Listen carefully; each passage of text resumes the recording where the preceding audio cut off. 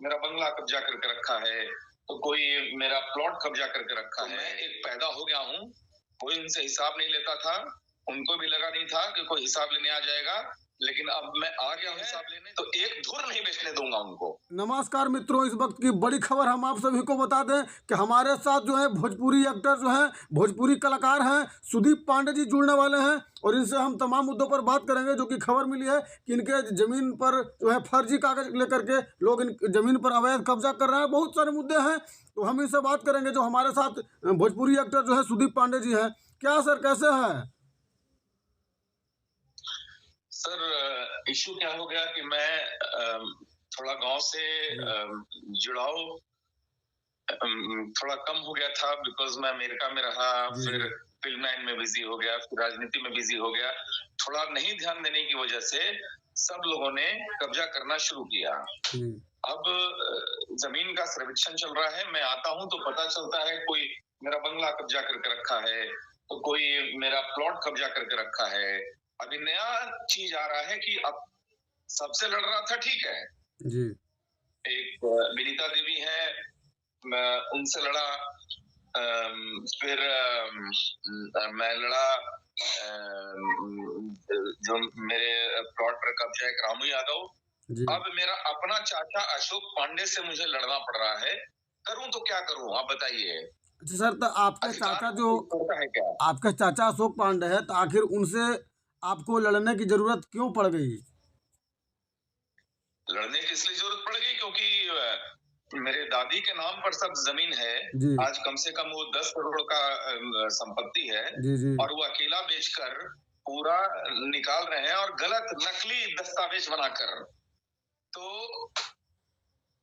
तो मैं सर क्या है, देखिए, चोरी का भी एक दायरा होता है। मेरे ऑफिस में वो आते जाते थे, इज्जत मिलता था, सम्मान मिलता था। मेरा एग्जीबिशन रोड में मेरा खुद का फिल्म डिस्ट्रीब्यूशन का ऑफिस था, सम्मान मिलता था। वो सम्मान उनको हजम नहीं हुआ। 1,10,000 ले गए कि जाता हूं और बैंक में जमा कर देता हूं। वो डकार गए, बोलते हैं कि जमा कर दिया, मिला कैसे नहीं। फिर 40,000 फिर से ले गए। और फिर कोई एक रवि पांडे है, उसके नाम पर मर दिया कि मैं उसको दे दिया था, जबकि 1.5 लाख की चोरी उन्होंने तभी की थी। ये 2009 तक की बात है। फिर उनका इलाज के लिए उनको हार्ट अटैक आया। मैं यहां से गया था, 75,000 रुपीज मैं डाला, फ्लाइट का टिकट लेकर मैं गया, मैं खर्चा किया, सब मैं संभाला। फिर भी एक चाचा के आंख में इतना शर्म नहीं था कि एक कम से कम एक भतीजा का जो चोरी किया हुआ है वो तो उसको वापस कर दो। तो मैं समय का इंतजार कर रहा था, गुस्सा बहुत था। कलम आना चाहिए था, पेपर आना चाहिए था मेरे हाथ में।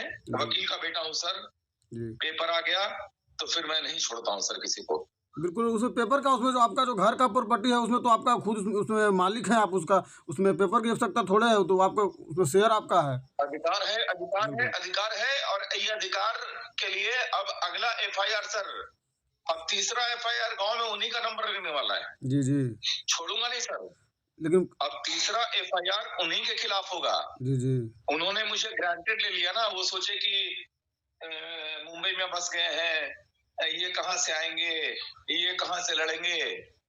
बिल्कुल बिल्कुल, आप बाहर मुंबई में रह गए तो लगा कि भाई अब आने वाले नहीं है, जो है अपना जो यहाँ थे। तो आपके सर जमीन पर यानी जो है अवैध तरीके से जमीन पर कब्जे भी लोग किए और लोग जो है बेच रहे हैं। आपका चाचा ही खुद है जो बेच रहे हैं। चाचा बेचना चाह रहा है पूरा, वो तो समझिए कि मेरी दादी का 10 करोड़ का आज भी बचा हुआ है प्रॉपर्टी, और पूरा अकेला हड़पना। अभी कम से कम 6 लाख का प्रॉपर्टी बेचकर वो चाचा गया। और होता क्या है, देखिए, पैसा ले लो, जरूरत है, बेटी की शादी है, ले लो। मैं तो खुद मदद करने को तैयार रहता हूँ। मैं तो कितने लोगों का मदद करता हूँ, राजनीति में हूँ, लेकिन बेवकूफ बनाकर नहीं। बिल्कुल बिल्कुल, अगर आपकी आवश्यकता है तो आप मांग सकते हैं। जी सर, तो आपका जो जमीन है, तो जमीन वो बेचते हैं तो उसके बारे में आपको बताते हैं नहीं कि हाँ ये जमीन बेच रहे हैं, तो जमीन हमारा है, किसका है? नहीं नहीं नहीं नहीं, मुझे बाहर से पता चलता है, बाहर से मुझे सब पता चलता है कि ये बेचा जा रहा है, ये ऐसे चल रहा है। तो आपके तो चाचा से सर क्या आपको होता है, आपके चाचा से आपको कहीं बात हुई है नहीं हुई इस जमीन के बारे में उनसे बात? मैसेज भेजा हूँ, जी मैं 7 दिन का नोटिस दिया हूँ। जी मैंने कहा है 7 दिन आपका, 8वां मेरा। जी 8वें दिन मैं आ रहा हूँ, 18 दिसंबर। जी जी अभी लगभग 10 दिन में पहुंचूंगा। जी जी 8 दिन में 7 दिन उनका, 8वां हमारा। ये FIR तो होगा, क्योंकि अन्याय बर्दाश्त नहीं है बिल्कुल सर। बिल्कुल।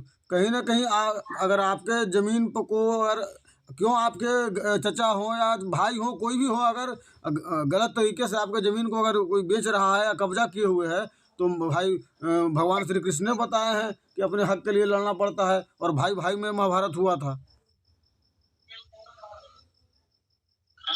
देखिए सर, मैं तो सिर्फ इतना जानता हूँ, जी यदा यदा ही धर्मस्य ग्लानिर्भवति भारत अभ्युत्थानम धर्मस्य जी तदात्मानं सृजाम्यहम्।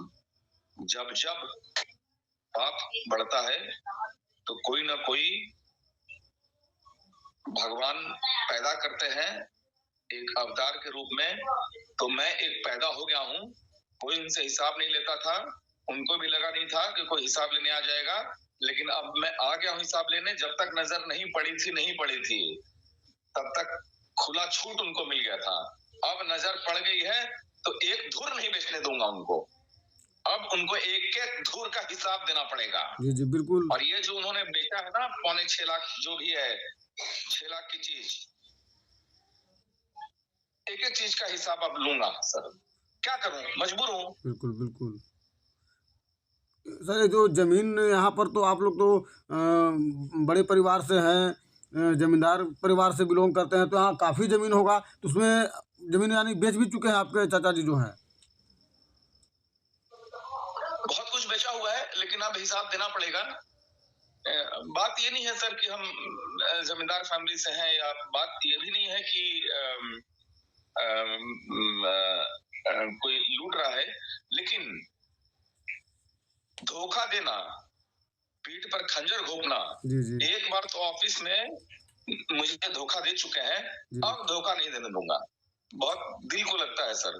बिल्कुल बिल्कुल। कहीं अगर और अपना खास करके जो अपना होता है वो अगर धोखा दे तो और ज़्यादा लगता है, ज़्यादा दुख होता है। जी जी जी जी जी जी। अच्छा सर ये बताइए कि क्या आपने गुजर रहा होगा, क्या गुजर रहा होगा, ये सिर्फ जी देखिए सर, मैं भी कोई ऐसा नहीं है कि मैं अमेरिका में 4 साल रह गया तो मैं अपना हिंदुस्तानी कल्चर भूल गया। जी जी हिंदुस्तान के जितने भी हमारे भाई लोग हैं, या जितने भी हमारे गांव के भाई लोग हैं, जी। सब जान रहे होंगे कि कितना तकलीफ हो रहा होगा मुझे। अच्छा सर आपने गया में भी एक रामपुर थाना में कंप्लेन किया था, और आप जाते हैं तो आपका FIR भी बहुत जल्द एकदम फटाक से हो जाता है। आखिर इसका क्या रहस्य है कि आपको जाते ही आपका FIR हो जाता है तुरंत? रहस्य एक ही है सर, सच्चाई। जी जब सच्चाई मेरे साथ है और पेपर मेरे साथ है, जी जी तो मैं बताना सर, मैं वकील का बेटा हूँ, लड़ना मुझे आता है, कलम चलाना मुझे आता है। तो जो मेरा हक है वो तो मैं छोड़ता नहीं हूँ। और न्याय, और सर सबसे बड़ी बात है कि आप लोग भी मेरे साथ खड़े रहे थे, मीडिया भी मेरे साथ रहती है। तो एक लड़ाई के लिए और क्या चाहिए सर? ये जो 3-4 चीज मैं बताया, इतना जीतने के लिए एक बहुत बड़ी फौज नहीं होनी चाहिए। ये 3-4 ताकत जो होती है ना, वो 400 पर भारी पड़ जाती है। जी जी बिल्कुल बिल्कुल। और जो है हम लोग हैं जो सच होता है सच के साथ होते हैं, जो सच होता है दुनिया को दिखाते हैं क्या सच्चाई है। और ऐसा नहीं कि बड़ा व्यक्ति है उसके साथ भी रहते हैं अगर सच सही है, और एक गरीब व्यक्ति भी अगर है, अगर सच उसके साथ सच है और वो सही है तो उसके साथ हम लोग रहते हैं सर। लेकिन अब वो गया वाली घर जो थी उसके लिए आपने कंप्लेन किया था, उस पर क्या हुआ अभी तक? हो रहा है, कार्रवाई हो रहा है। हर चीज का एक प्रक्रिया होता है। जी जी वो एक न्यायिक प्रक्रिया अब शुरू हो चुका है, और डीएसपी साहब से भी मेरी बात हुई है, जी जी वो भी एक प्रक्रिया शुरू हो गया है। ये रामी यादव के खिलाफ भी एक प्रक्रिया शुरू हो गया है, जी जी और ये चाचा के साथ भी एक प्रक्रिया शुरू हो जाएगा। इट टेक्स टाइम, होता है, एक हर चीज का एक समय तो लगता है ना न्याय जी में। लेकिन क्या है सर कि जो सच होता है वही वही उसी की जीत होती है। मैं उसी में बिलीव करता हूँ, जी और हमारा काम है फाइट करना, तो मैं फाइट कर रहा हूँ। और ये तीनों जगह और भी सर बोलता हूँ आपको, जी इसके अलावा भी, ये तो मेरा चाचा अशोक पांडे तो गए, ये तो मैं मानकर चल रहा हूँ कि वो नप गए, क्योंकि पेपर आ चुका है मेरे पास। जी जी उसके अलावा और 2 एफआईआर होगा सर, आपको सब सुनने में आएगा। मैं झुकूंगा नहीं सर, जी कितने भी खड़े हो जाएं। अर्जुन अकेला था, पूरी कौरव सेना एक तरफ, लेकिन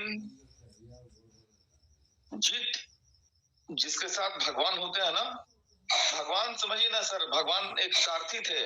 सारथी मतलब एक सिंबल थे, वो जी रथ जी चलाने वाले, जीतने वाला, तीर चलाने वाला तो अर्जुन था ना। जी जी बिल्कुल तो बिल्कुल मैं ये समझता हूँ सर कि मेरे हाथ में तीर है और सामने कौरव सेना है, लड़ना है तो लड़ना है। जी इस तरीके से सर तो यहाँ पर हो गया, लेकिन एक टिकारी में आपने एक एफआईआर किया था, जो आपके गांव की कोई जमीन शायद है, जो किसी ने उसको वो फर्जी कागजात कर रामू यादव फरार है अभी वो फरार हो गया, हम्म घर पर नहीं है वो। फरार है। और मैं आ रहा हूँ 18 तारीख को। एक्चुअली क्या है, प्रक्रिया में होता है ना कि बयान देना पड़ता है, जी जी पेपर देने पड़ता है, तो इसके लिए मैं आ रहा हूँ 18 दिसंबर को, और तभी ये मेरे अशोक पांडे का भी नंबर रहेगा। हमने सोचा कि आपकी बात को रिकॉर्ड करके, और हमने सोचा कि अंत में आपको बता दें कि आपकी बात को हम रिकॉर्ड करके पब्लिक को दिखाएंगे, पब्लिक लोग देखेंगे कि कीजिए, ताकि ऐसे चाचा को ऐसा कोई चाचा जी किसी और के साथ नहीं करे, जी और ऐसे चाचा करने के पहले 2 बार उनको डर लगे। ये एक समाज में एक मैसेज भी जाना चाहिए, वो भी बहुत जरूरी है।